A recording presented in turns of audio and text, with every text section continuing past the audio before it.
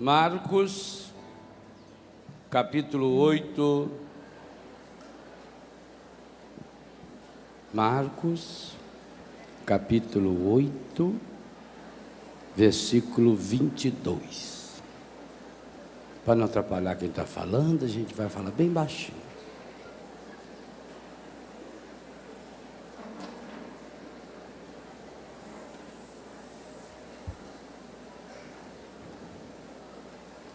Chegando eles aqui é Jesus e os discípulos. Pronto? Não ainda, eu espero, não tem problema. É Marcos. Marcos é depois do Gênesis. Marcos, capítulo 8, versículo 22. Viu? Pronto.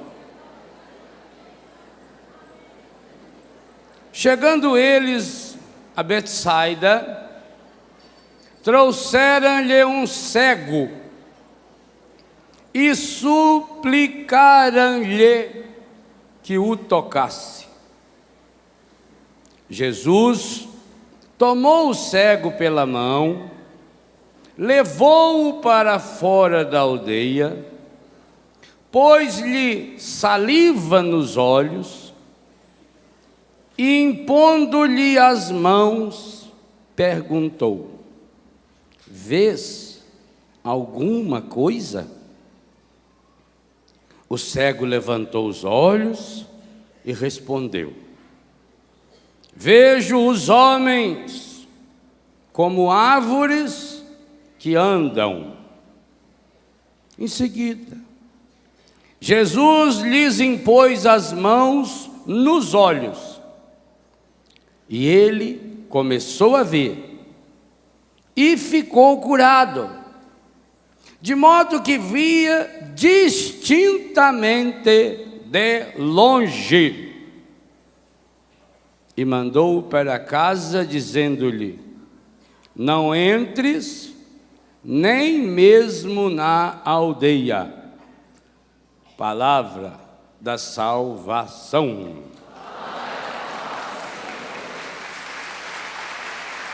Essa precisa ser também uma palavra de salvação para nós hoje. Bom dia. Continue com a sua Bíblia aberta, é espetacular esse texto e também o seu contexto. Esse texto está situado logo depois, vira a página para trás, da segunda multiplicação dos pães. E na saída, indo embora, lá embaixo na página, no versículo 15 do 8, Jesus já deu uma ordem muito importante para os seus discípulos. Ele disse-lhes: abri os olhos e acautelai-vos do fermento dos fariseus e do fermento de Herodes. Então veja o que motivou esse milagre, uma ordem de Jesus. E por que eu digo que é uma ordem? Porque abrir aqui, o verbo está na segunda pessoa do plural. E como não tem S no final, é imperativo. Abrir é ordem.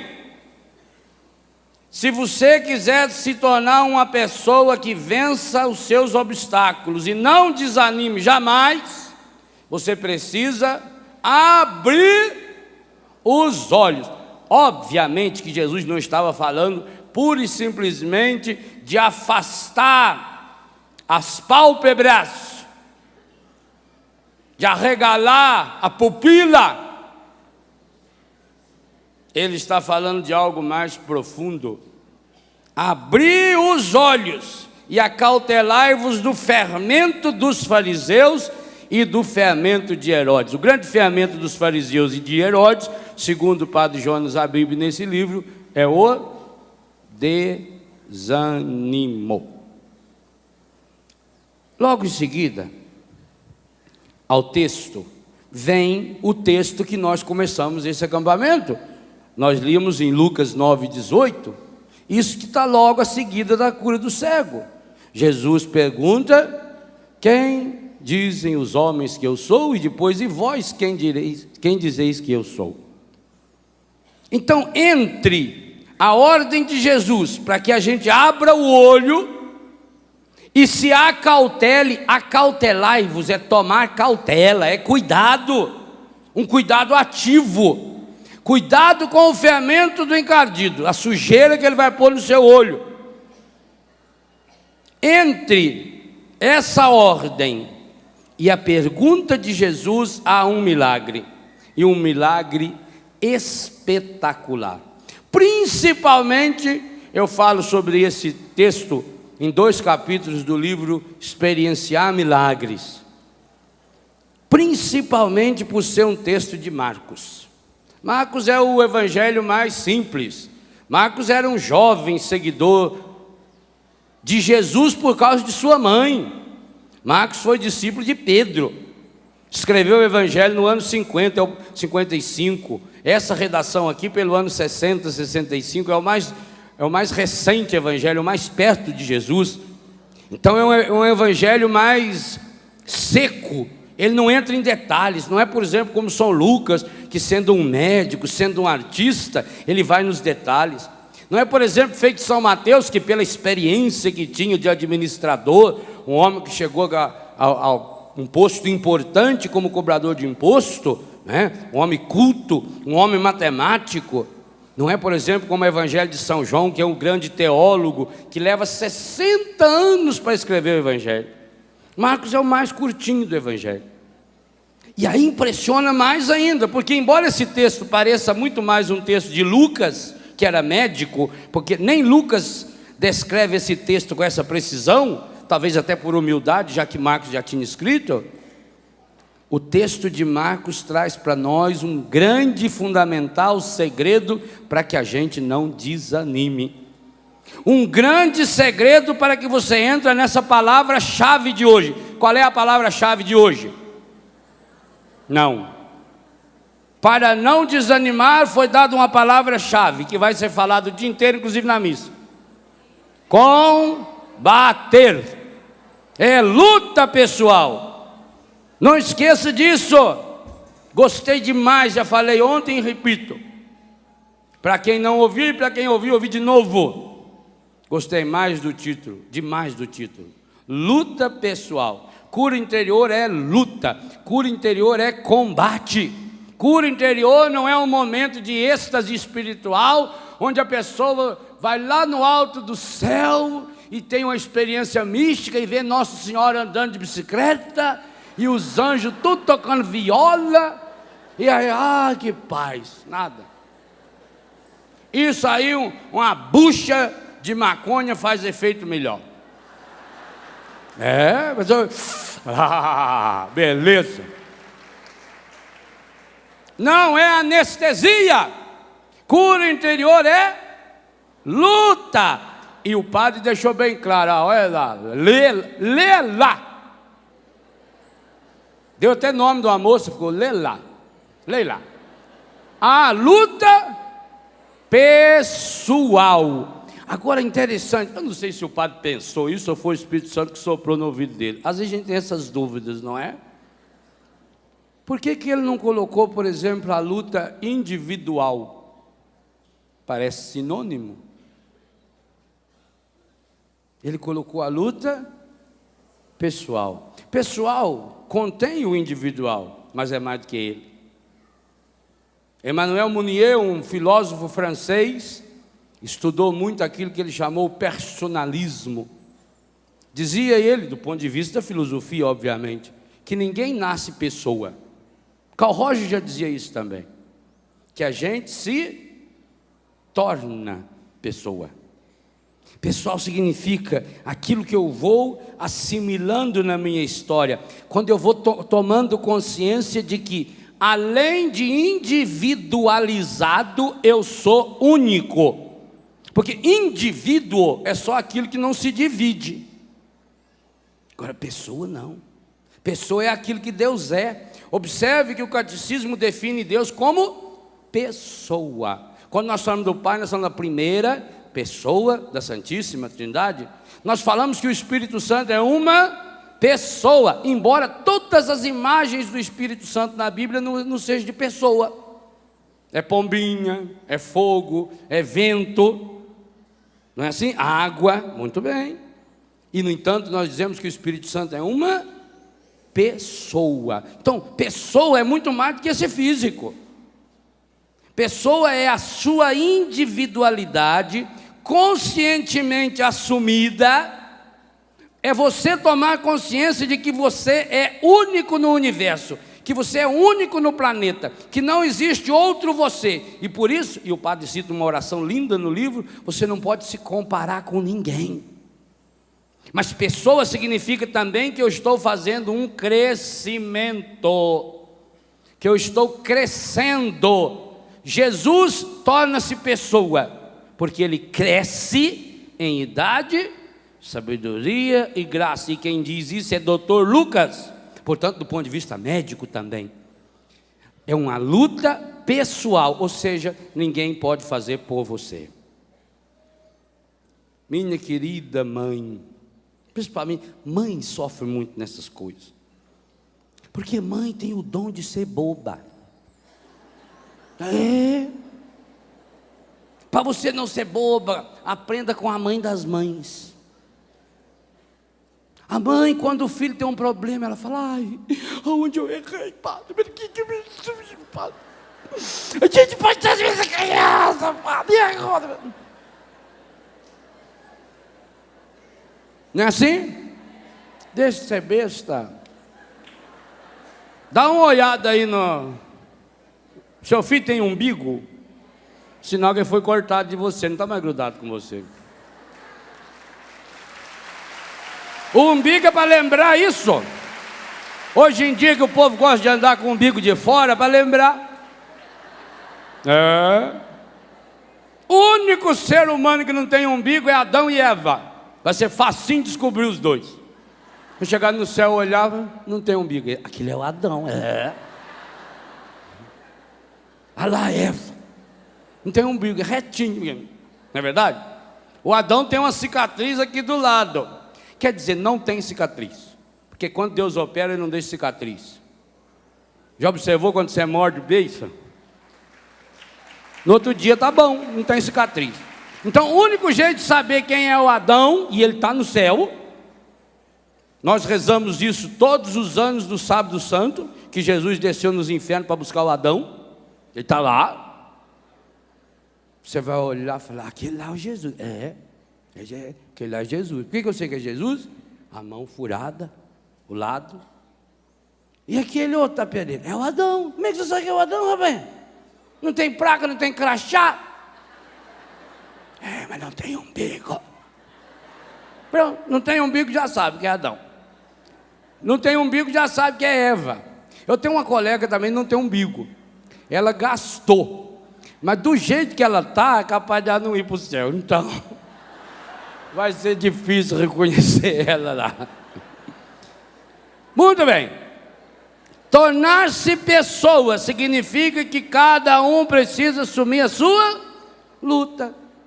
Amar não é carregar a pessoa no colo. Deus nos carrega no colo, lembra ontem? Quando a gente não pode andar.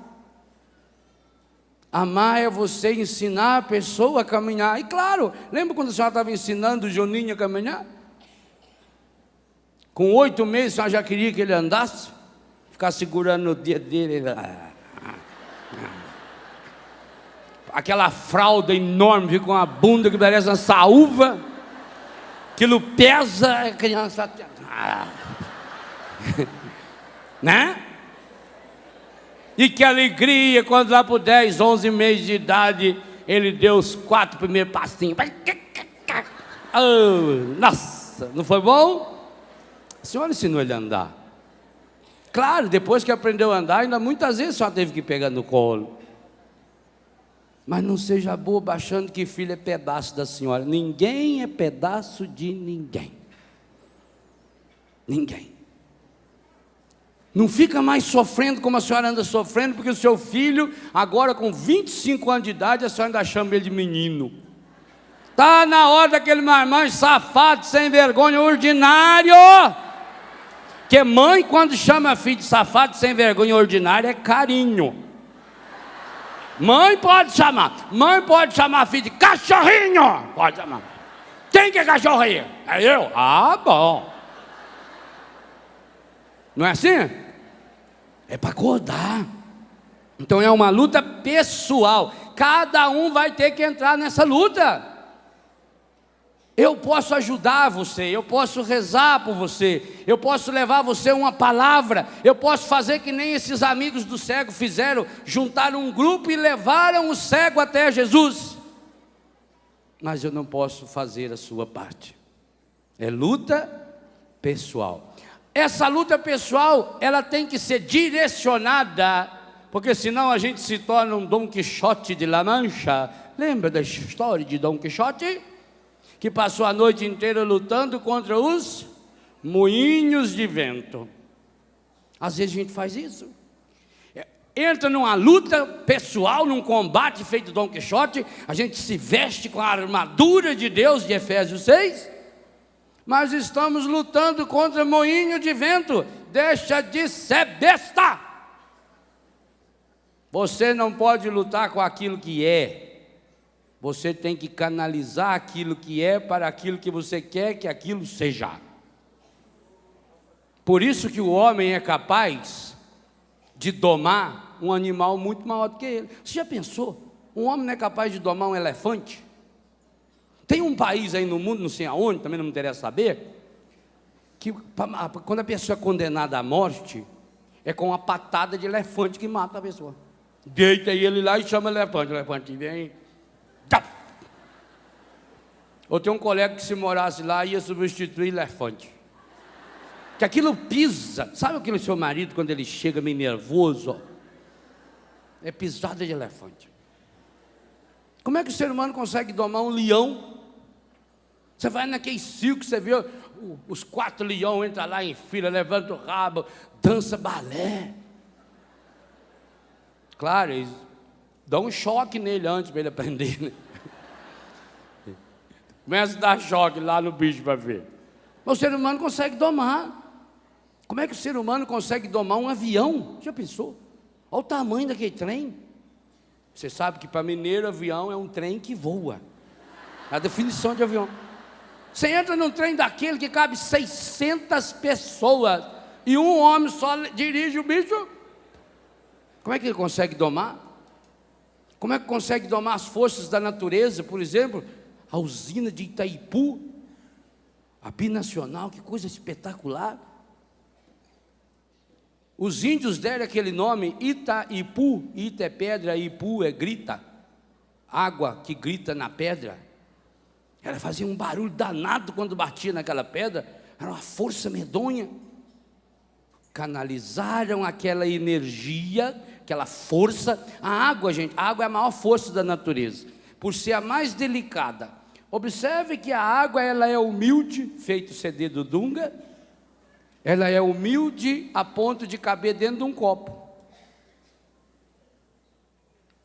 Ela é maleável, ela se encaixa na realidade. Colocar dentro de um vidrinho fininho, colocar dentro de um prato. Mas ao mesmo tempo a água tem a força de arrebentar a pedra. Água mole em pedra dura. Isso é cura interior. É a água mole que vai batendo, a água do Espírito Santo. O coração do seu marido é duro? Joga água nele. Lembra do Zé Bétio? Alô, a dona de casa, 5 horas, hora de acordar, joga água nele. Seu marido é pedra dura, casca dura, mostra ela ali, mostrando que o marido vai ver ela em casa, quero ver. Fala, ei, você vai ver que você chega aqui. Ele está lá no boteco, bebendo cachaça, assistindo lá, né?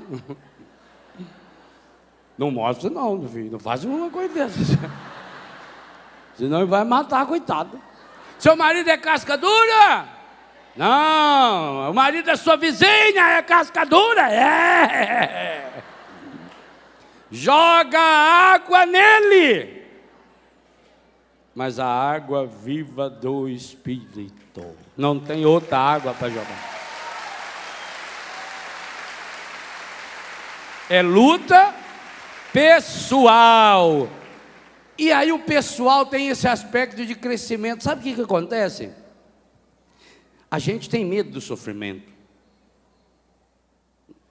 Nós homens, então, vide misericórdia. A gente é muito mole para o sofrimento. Se a gente pudesse, até a gente pediria para Deus, não deixa a gente sofrer, não. Né? Mas nenhum de nós passa do outro lado do sofrimento do mesmo jeito que entrou. Nenhum de nós. Depois que você passa pelo sofrimento, você é melhor. O sofrimento nos ajuda. O sofrimento nos personaliza. Nos faz virar gente. Não tema mais o sofrimento, não. Agora, sabe por que a gente tem medo do sofrimento e não entra nessa luta pessoal para resolver? Eu disse ontem e repito. Alguns problemas da sua vida íntima estão se tornando problemas da sua vida pública. Não é verdade? Tem gente que faz no público aquilo que faz na privada. Na vida privada, eu quero deixar bem claro. É melhor falar correto, porque o português tem essas dificuldades, essas limitações da língua. Tem gente que faz na vida pública aquilo que faz na privada. Na vida, subentende-se. Aquilo que você está na sua vida íntima, que você não lutou ainda, vai tornar-se sua vida pública. Todo mundo vai ficar sabendo. Jesus falou. Aquilo que você faz escondido no quarto, isso é uma lei que tem em Betânia, nossa casa. Em Betânia tem uma lei que eu estou ensinando para eles. Se você não quer que fique sabendo, não faça. Se você não quiser que fique sabendo, não fale, porque fez. Em Betânia hoje nós estamos gastando em média 23 milésimos de segundo depois. Fez uma coisa, 23 milésimos de segundo depois, já está sabendo. É impressionante isso. Jesus falou. Se você não resolve, você tem um problema da sua vida íntima? Tem. Sabe o que você tem que fazer? Resolva-o! Mas vou resolver que jeito, padre? Luta! Padre, mas ninguém me ajuda. Não, pois a luta é pessoal. É você que vai ter que resolver. É garra. É luta. O plural nem sempre significa aquilo que a gente tem em quantidade. Um político estava fazendo discurso. Falou, vote em mim, quero partilhar minha vida com as vidas de cada um de vocês. Quero partilhar minha alegria com as vossas alegrias. Quero partilhar a minha solução para as soluções de vocês. Quero partilhar a minha fé com as fezes de vocês. Não é plural, sabe? Não é plural. Fezes não é plural de fé. É outra coisa. Em espanhol também fede, mas não é a mesma coisa. A luta tem que ser. O texto aqui diz isso de um modo lindo. Veja que eu inclusive li, muito bem lido, dando enfoque ao plural. Chegando eles a Betsaida, trouxeram-lhe um cego e suplicaram. Ram quer dizer quem? Eles. É mais que um. É 2 ou 3 ou 4. No mínimo 2, um segurando em cada braço do cego. Suplicaram-lhe que o tocasse. Olha que amigos bacana. A gente sempre devia ter amigos que nos levassem até Jesus. Aliás, eu tenho pedido a Deus, inclusive, uma grande graça: que os meus inimigos me façam um grande favor, me levem até Jesus. Feitos inimigos de Madalena, os melhores amigos de Madalena foram os seus inimigos, porque levaram ela até Jesus, e pronto. Depois que levaram ela até Jesus, ela se tornou a maior apóstola da igreja primitiva até hoje. Nem? Não é verdade? Eu quero ter inimigos, Ricardo, que me levem para Jesus. A sua doença é seu inimigo, sua inimiga, que leve você até Jesus.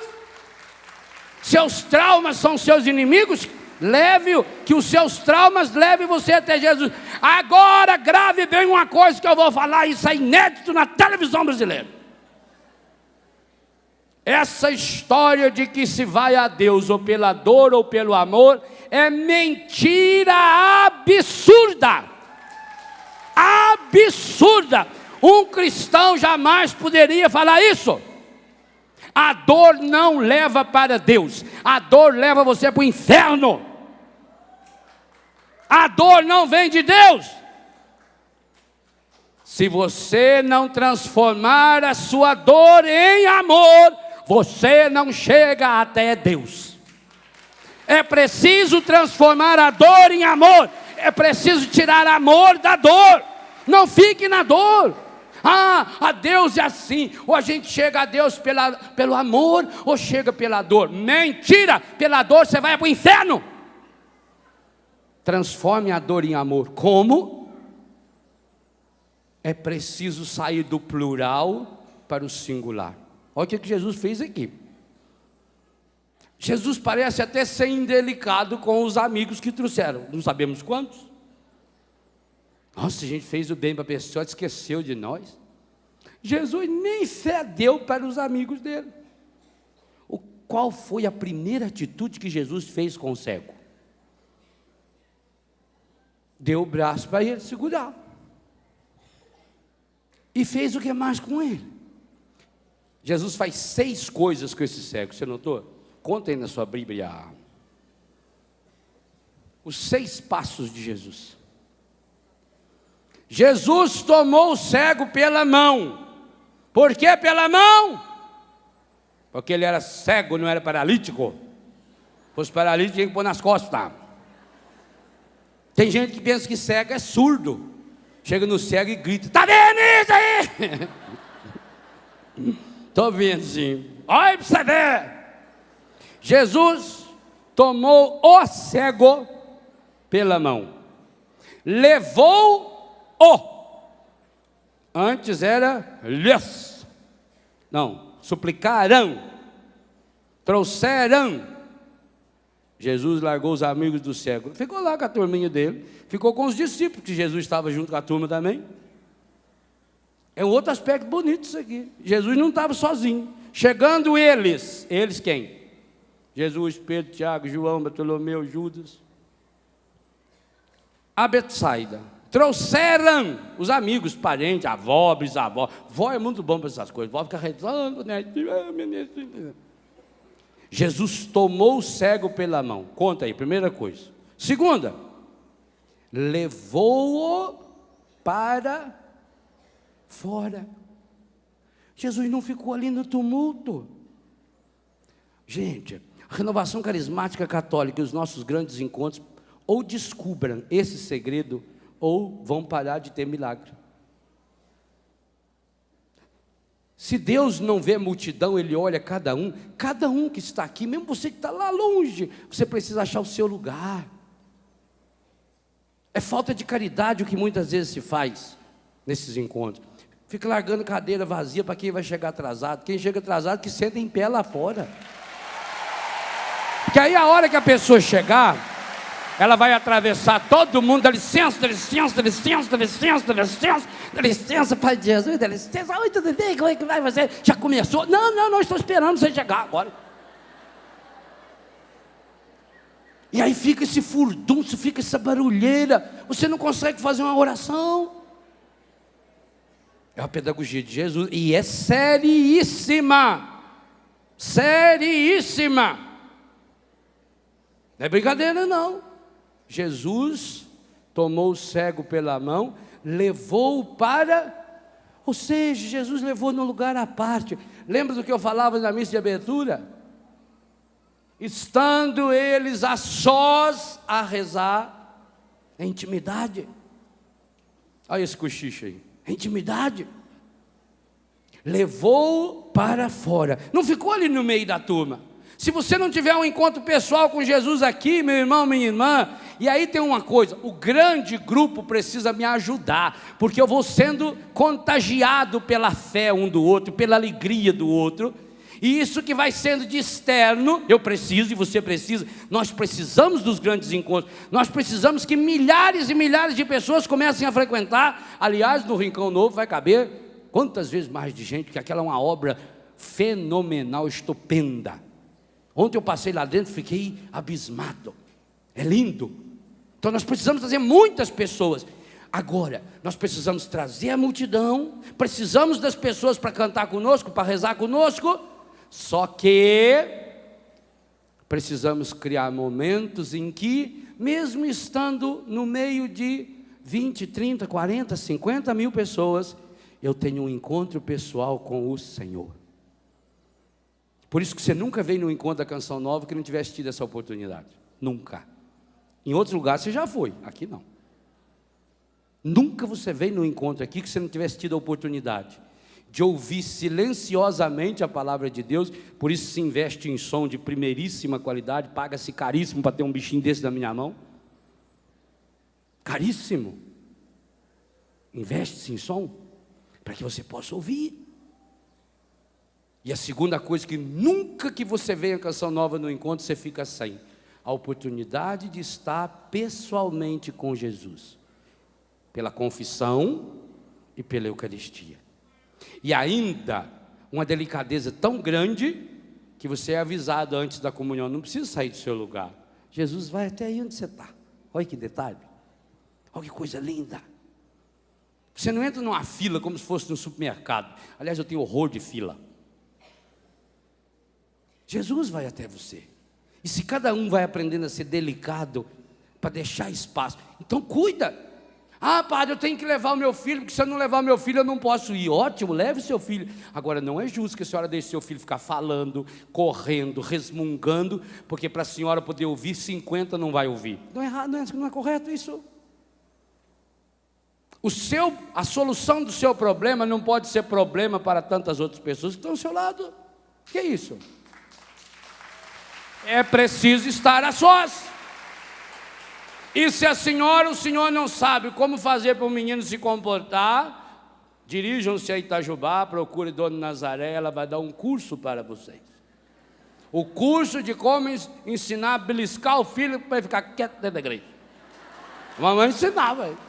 Eu levei muito beliscão, por isso que eu sou assim hoje. Devia ter levado mais. Talvez se tivesse levado mais, é que eu saí de casa com 11 para 12, se eu tivesse ficado até uns 15, acho que eu estaria um pouco melhor. Tem que educar, eduque seus filhos para Deus, eduque seus amigos para Deus.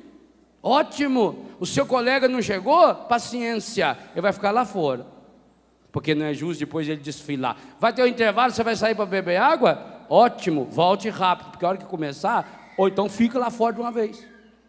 Eu tenho que fazer isso toda semana, gente. Eu tenho que correr feito um condenado. Sexta-feira, para chegar aqui, eu tive que terminar a missa na minha casa 15 minutos mais cedo, enfrentar uma tempestade, que era uma chuva medonha que estava lá em casa, sair em alta velocidade, porque o avião não me espera e eu tinha que vir. Ué. Agora eu vou telefonar para lá e falar: escuta, aqui é o Padre Léo, eu estou indo para a Canção Nova, manda o avião esperar um pouco aí. Não, eu tenho que estar lá. É o Padre Jonas que vai viajar, vai para Roma, vai ter um encontro com o Papa? Muito bem, avisam a ele, ele tem que estar 2 horas antes lá no aeroporto. Não, mas é o Padre Jonas, da Canção Nova. 2 horas antes. Não é assim? É assim. E por que depois para as coisas de Deus? Casamento, batizado, missa, você chega na hora que quer, enquanto, eu chego, eu entro e vou ainda, rebolando para lá, aí eu chego, eu aninho a minha tranqueira em volta, E depois fala, obrigado, Senhor, aleluia, Jesus. Jesus está olhando para você e fala, que filha da mãe?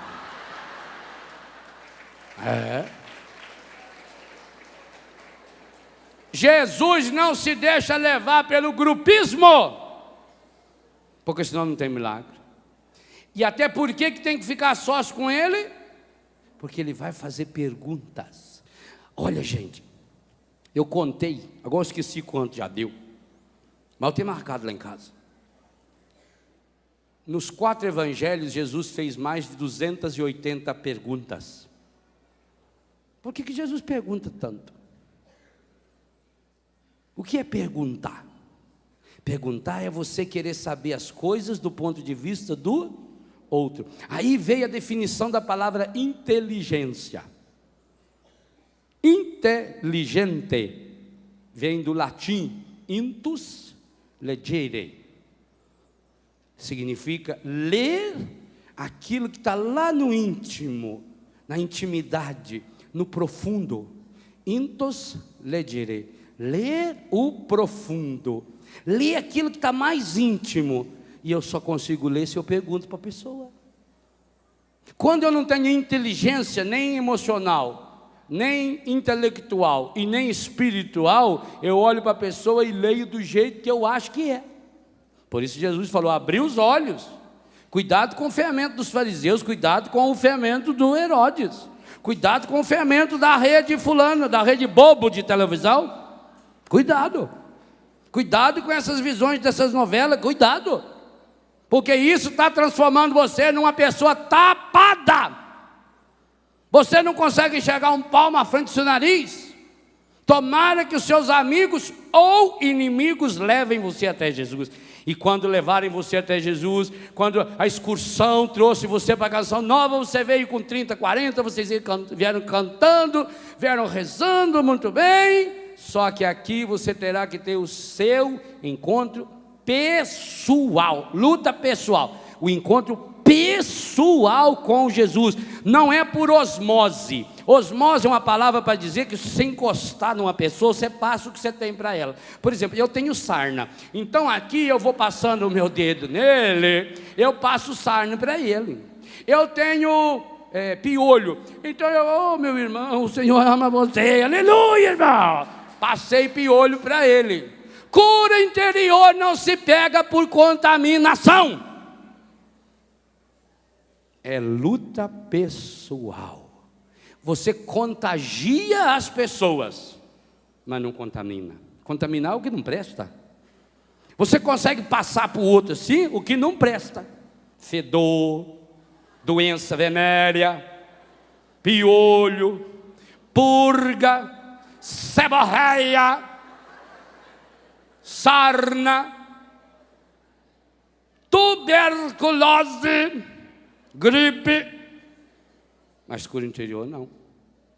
E sabe o que é interessante? Quando a pessoa entrou nessa luta pessoal para resolver os seus problemas da vida íntima, nem quando alguém tem essas coisas passa para a pessoa. Se você está com a sua imunidade elevada, pode ter 600 pessoas resfriadas do seu lado, você não pega. É o contrário. É luta pessoal. Primeira coisa que Jesus fez com o ceguinho. Primeira coisa que ele fez. Deu a mão para ele. Dá a mão, cara. Celso. Aliás, uma coisa importante para o cego, e talvez seja por isso que é uma pedagogia de cura interior. Jesus não segurou no braço dele. Você quando for ajudar um cego, não segura o braço dele, porque ele é cego, entendeu? Ele já viu ali. Quando você for ajudar o cego, você toma-o pela mão, você dá a sua mão para ele. Ele seguia. Jesus tomou pela mão e fez o que? A segunda coisa? Levou-o para... Mas para quê? Porque o cego não enxergava. Por que Jesus leva esse homem para... Muito obrigado, pode continuar o seu serviço aí. Depois eu vou usar você para mais umas experiências, viu? Eu vou treinar uns milagres, fazer você pular aqui com os olhos fechados. O homem não era cego. O homem estava vendo alguma coisa. O homem sabia se tinha muita gente ou ninguém. Por que Jesus levou ele para fora? Porque é luta pessoal. Porque Jesus não dá show. Jesus não vai nessas igrejas aí, onde eles ficam dando show de expulsar o capeta. Entendeu? Não, lá pode ter certeza, Jesus não vai. Jesus é muito delicado, ele é muito delicado nessas coisas. Ele tem uma pedagogia ótima. Jesus quer ter um encontro pessoal. O cego não enxergava, ele podia fazer o milagre que ele quisesse ali na frente de todo mundo. Mas ele tomou, deu a mão, guiou o cego para longe daquele furdunço, deixou o povo lá cantando, o ministério de música estava tocando. Lá eu estava lançando Quero Paz para a turma. Deixou a turma distraindo lá. E levou lá. E muitas vezes é o que acontece aqui na Canção Nova. Os grandes milagres da Canção Nova, muitas e muitas vezes, não acontece aqui na hora que o Padre Léo e o Padre Jonas estão pregando. Acontece lá, quando aquele padre, que você não sabe nem o nome, que não sabe nem falar o português direito, está lá atendendo uma confissão e diz: eu te abençoo o nome do Padre ou do Filho do Espírito Santo.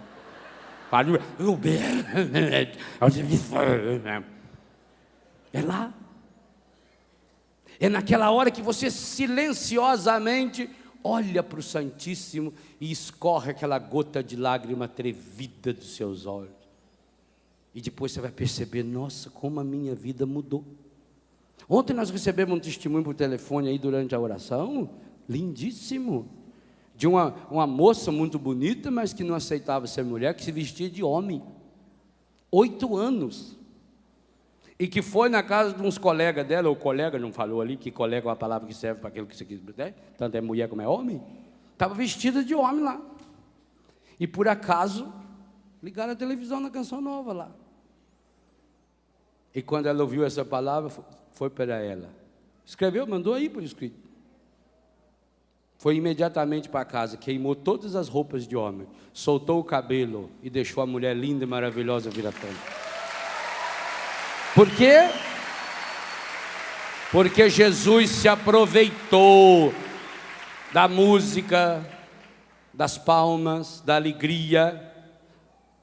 Senão a pessoa também não ia sintonizar a televisão. Jesus aproveita de tudo isso para ter um encontro pessoal. Você precisa hoje ter esse encontro pessoal. Jesus quer levar você para fora. Para fora significa isso. Sabe, esse fora também é no sentido de não ficar em si mesmado. A pessoa, palestra do Ricardo, a pregação do Ricardo ontem eu achei espetacular.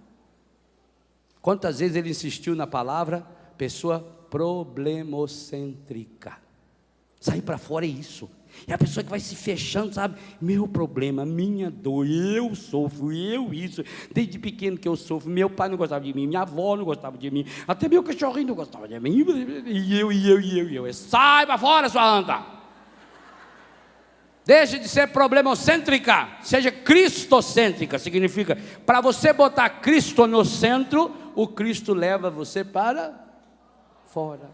Ele não se mistura na baderna. Terceira coisa que o Cristo fez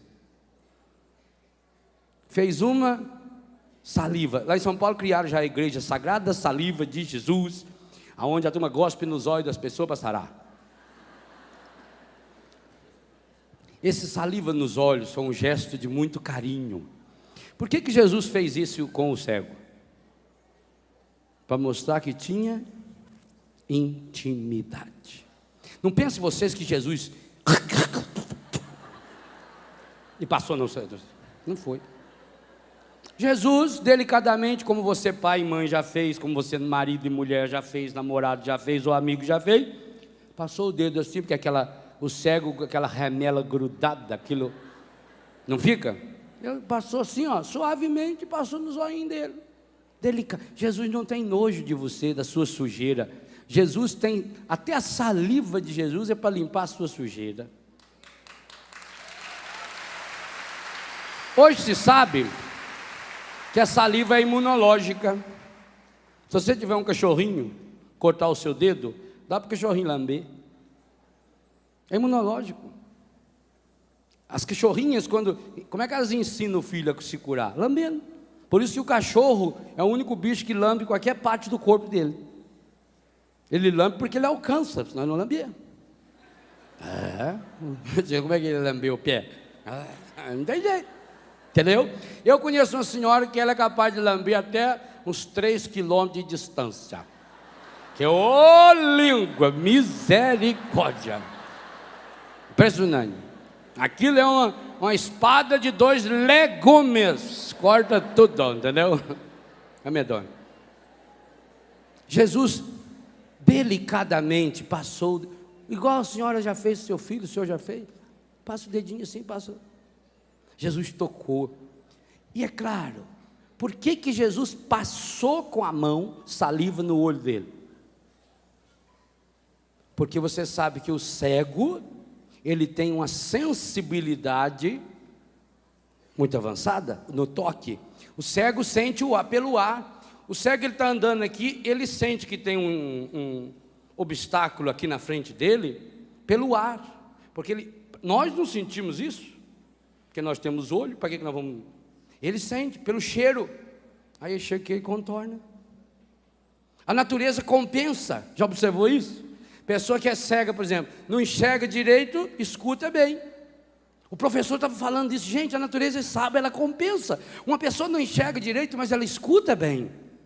A pessoa que não escuta bem, ela tem uma capacidade de enxergar muito bem, ela faz leitura labial. A natureza compensa. Quando o ouvido não funciona bem, a boca funciona. Quando a boca não funciona bem, a mão funciona. A natureza compensa. Uma menina levantou a mão e falou: isso é verdade que o senhor está falando. Eu tenho uma colega que ela tem uma perna mais curta, e de fato a outra é mais comprida. Compensou.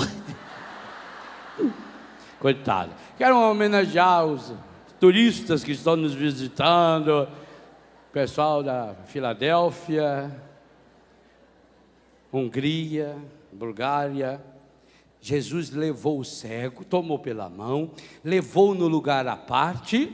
Terceira coisa que Jesus faz, Jesus toca, para ele sentir. É uma forma de Jesus dizer: estou aqui com você.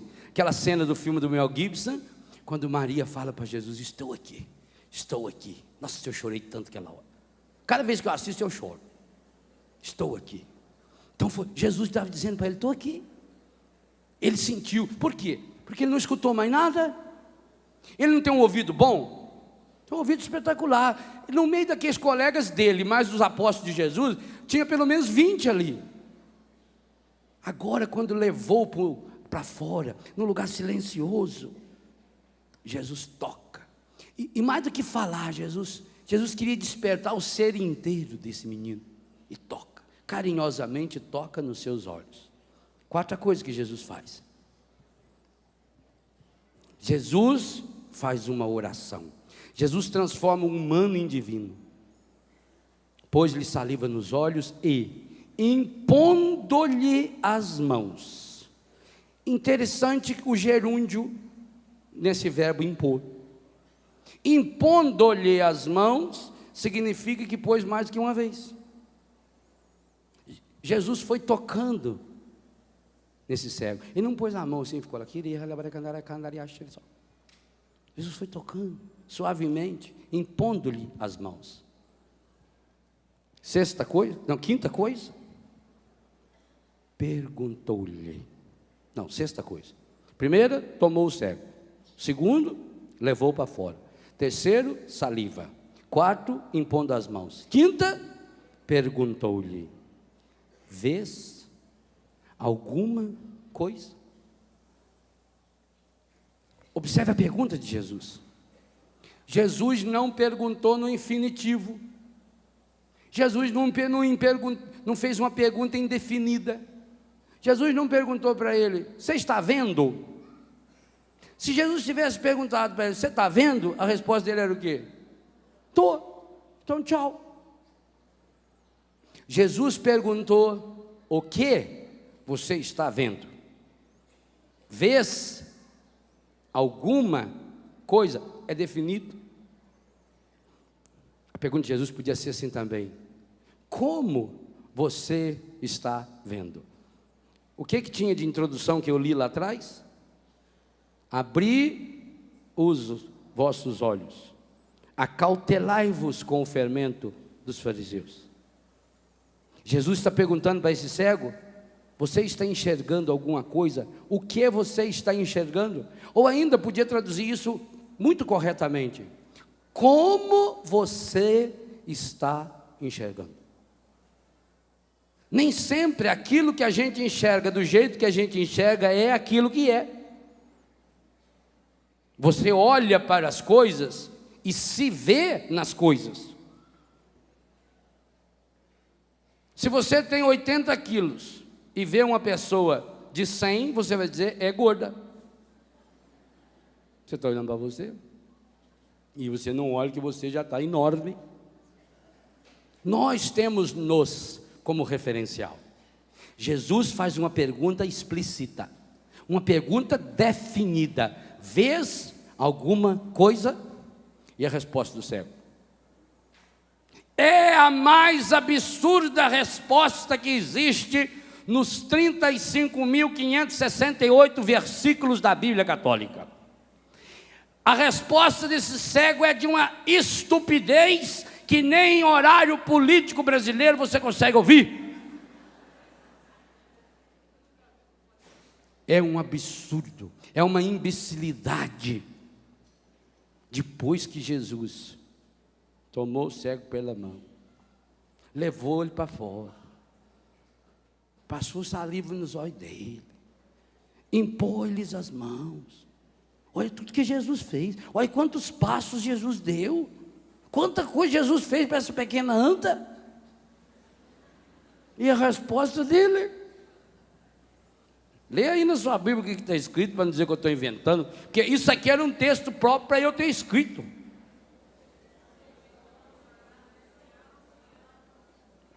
Vejo os homens, como é que eles se parecem? Árvores que andam. Gente, alguma vez na sua vida você já viu uma árvore andar? Como é que esse cego foi comparado desse jeito? Que comparação absurda! Eu acho que esse cego estava mal informado. Eu acho que lá na casa dele, a mãe dele não sabia o nome das coisas, mostrou um cavalo para ele, falou que é árvore. Deve ser. Porque uma árvore, não, por mais que feia que seja uma pessoa, eu conheci um rapaz que o cabelo dele parecia a copa de uma figueira, aquilo é uma coisa enorme. Tem gente que tem cara de árvore, de aroeira, né? Aquilo tudo distorcido. Tem uma velha que mora lá perto de casa, a gente olha para ela, parece uma plantação de maracujá, mas não anda. Eu estou ficando quase com uma paineira aí, ó, branquinho, mas não anda. Comparar com a árvore, até podia, uma árvore pequenininha, usada no filme Eduardo Mão de Tesoura, por exemplo, e ele contornou aquela árvore. Lá no Parque Dom Pedro, em São Paulo, eles fizeram agora esses desenhos. Você olha para aquela árvore. Lá em Guarapuava, lá tem uma árvore cortada assim, um passarinho. Outra é um lobo. Desenharam. Até ainda podia. Vai ver que tinha um pé de ficus lá na casa dele, que foi sendo modelados. Né? Bonitinho, parecia até uma pessoa, mas árvore que anda, eu nunca vi. Você já viu árvore que anda? Que comparação mais imbecil! Pois vou dizer uma coisa ao senhor e à senhora: na maior parte das vezes que você se desesperou, foi porque você olhou para aquele problema, para aquela pessoa, e enxergou-a como uma árvore que anda. Muitas vezes você não enxergou seu marido, você olhou para ele e viu uma árvore que anda. Você já notou como a gente exagera as coisas quando tem a ver com a gente? Como você distorce a realidade? É o que esse coitado fazia. A resposta dele precisa, porque a pergunta de Jesus foi objetiva. A resposta desse cego é a grande causa que impede você de ser curado. Jesus acolheu o cego, Jesus deu a mão para ele. Jesus o levou lá para fora. Jesus passou saliva nos olhos. Jesus impôs-lhe as mãos. Jesus lhe perguntou 6 coisas. E a resposta dele: vejo as pessoas, os homens, são como árvores que andam. Talvez você já fez acampamento de cura interior, acampamento de final de ano, já fez retiro com a irmã não sei o quê, já fez experiência de oração, já fez aprofundamento carismático, já recebeu diploma de pós-graduação na Escola Paulo Apóstolo, já fez MBA em oração em línguas, mas hoje você está vivendo uma situação difícil. Hoje você olha para o padre da sua paróquia, nossa, você não consegue olhar naquele homem. Meu Deus, que decepção com aquele padre. Árvore que anda. Você olha para o bispo da sua diocese. Meu, o bispo chegou a fazer uma pregação na catedral contra os grupos de oração. Você olha para ele e diz: meu Deus, que decepção. Árvore que anda.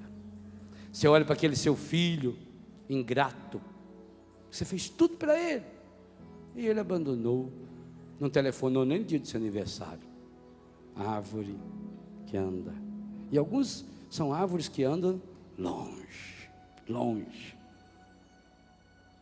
Quando Jesus perguntou para esse cego: vês alguma coisa? É Jesus hoje perguntando: como é que você está enxergando? Como é que você está enxergando seu marido? Como é que você está enxergando sua mulher? Seu pai, sua mãe, seu filho, seu irmão? Como é que você está enxergando a sua doença? Um dia você descobriu que tinha um vírus, e você passou a enxergar aquele vírus como árvore que anda, porque você não viu o vírus mais. Você ficou imaginando o que as pessoas iriam falar quando soubesse que você tinha aquela doença. Aquele dia que você perdeu o emprego, você não viu só a perda do emprego. Você ficou imaginando a reação das pessoas, o que as pessoas iam comentar, o que iam falar, o que aquele seu inimigo, aquela árvore que vive andando em torno da sua casa o tempo todo, que é uma trepadeira que sobe até na sua janela para ver o que tem lá dentro, o que ia falar? Ah, e enquanto a gente vê as pessoas, enquanto a gente vê os acontecimentos, enquanto a gente vê a vida como árvore que anda, a gente continua cego. Pior ainda, é quando a gente se olha e se enxerga como uma árvore que anda. Eu olho para o meu temperamento, eu olho para os meus sentimentos, eu olho para as minhas emoções, eu olho para os meus medos, eu olho para as minhas falhas e até para os defeitos do meu corpo, porque eu comparei a minha perna com a perna do outro, e o outro tem uma perna peluda e eu não tenho pelo na perna. Eu comparei a minha mão, e a pessoa tem uma unha bonita, a minha unha é torta, eu tenho um dedinho torto, eu tenho uma mancha na palma da mão, eu tenho vergonha, eu tenho uma berruga na nuca. Eu comparo meu cabelo parece árvore que anda, e alguns até parecem mesmo, aquele chamado cabelo bandido.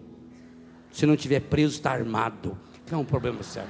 A árvore que anda. Hoje é dia de você fazer que nem Zaqueu, subir nessa árvore e descer caindo, correndo de lá para se encontrar com Jesus. Como é que você está vendo sua vida? Como é que você está vendo seu corpo? Como é que você está vendo seu passado? Como é que você está vendo sua história? Como é que você está vendo seu cabelo? Árvores que andam. Hoje é dia de levar essa árvore para Jesus, de não fazer que nem Adão e Eva, que se esconderam no meio das árvores do paraíso. Sai dessa mata, vem até Jesus. Sabe o mínimo que ele fez? Com 2 galhos dessa árvore, ele fez a cruz e morreu nela, para que você nunca mais enxergasse ninguém feito árvores que andam.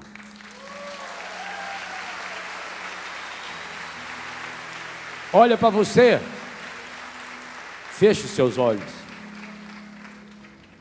olhos, respire um pouquinho. Sinta Jesus agora passando carinhosa e delicadamente suas mãos, seu dedo no seu olho. Sinta. Eu queria muito que hoje você pudesse dizer: eu vi o Senhor.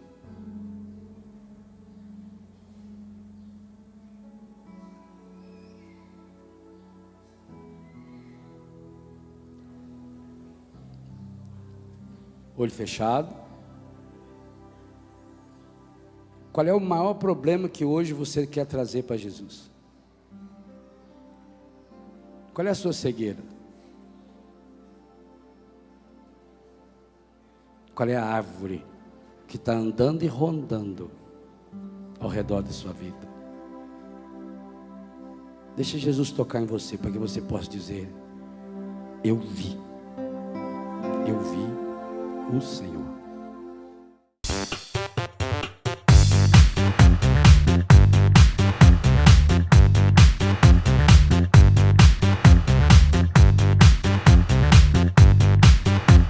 CançãoNovaPlay.com. Assine já!